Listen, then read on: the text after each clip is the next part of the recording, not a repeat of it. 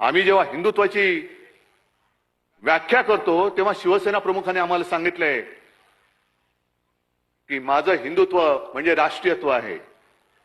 आम्ही हिंदू धर्म मानतोच आहोतच, पण त्याच बरोबरीने राष्ट्र धर्म सुद्धा पाळणारे आम्ही कट्टर देशाभिमानी हिंदू आहोत.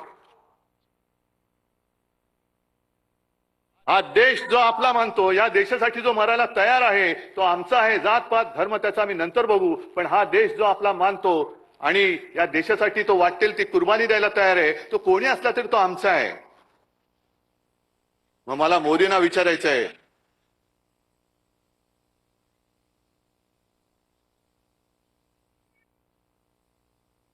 जरा गच्च झाले, सगळ्या खुर्च्या वगैरे भरल्या, थोडं सांभाळून घ्या, जरा सांभाळून घ्या. मग मला भाजपला विचारायचंय की ही आमची हिंदुत्वाची व्याख्या आहे म्हटल्यानंतर नेमकं तुमचं हिंदुत्व आहे तरी काय? तुमचं हिंदुत्व आहे तरी काय? जो शेंदूर तुम्ही वाटता आहात, वाटणार होतात, जरा शांत राहा ना थोडं. जायचं असेल बाहेर तर त्यांना जाऊ दे, नाही तर बसा शांत.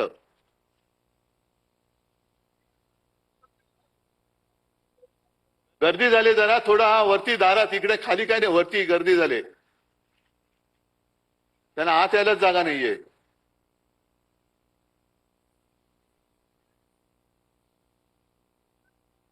जरा खाली नाही तर इकडे कुठे जागा असेल तर बघा.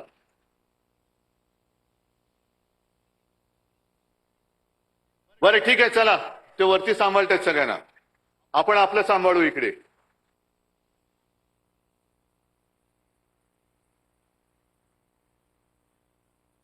जे मी तुम्हाला सांगत होतो की आपलं हिंदुत्व हे काय आहे हे एकदा सांगितल्यानंतर भाजपवाल्यांना मी प्रश्न विचारतोय, तुमचं हिंदुत्व म्हणजे नेमकं आहे तरी काय?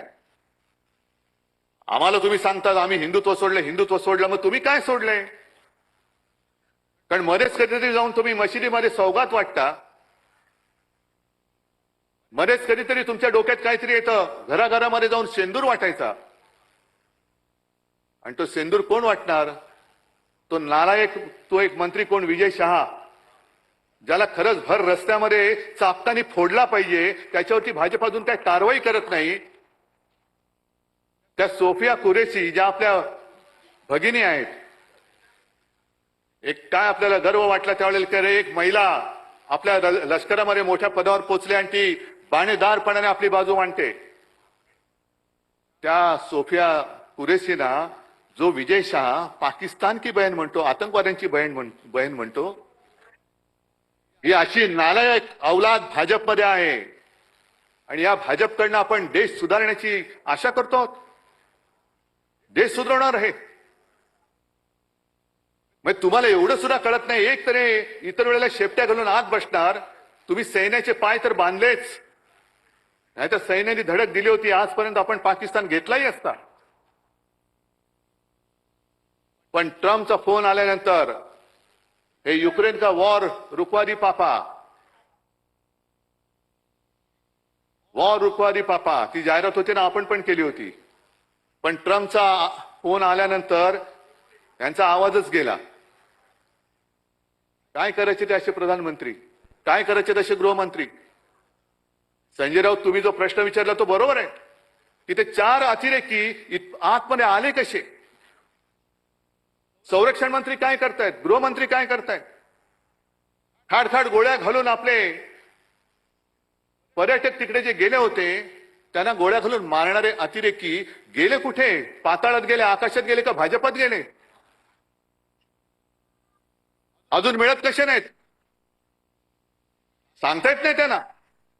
गेलेही असतील, घेतलेही असतील, पण आता फक्त दाऊदला घ्यायचं बाकी राहिलेलं आहे, बाकी सगळं झालेलं आहे. आणि जसं आपण सदस्य नोंदणी करतो, कुठे करतो आपण? घरोघरी जातो, आपल्या शाखेमध्ये करतो, काही ठिकाणी पब्लिक प्लेस असतात तिकडे करतो, बरोबर ना? पण मला आता कोणीतरी सांगितलं की भाजपने आता नवीन सुरू केले, जेलच्या तुरुंगाच्या दरवाजाच्या बाहेर त्यांनी स्टॉल टाकलेत. इथे येतो का तिथे जातो.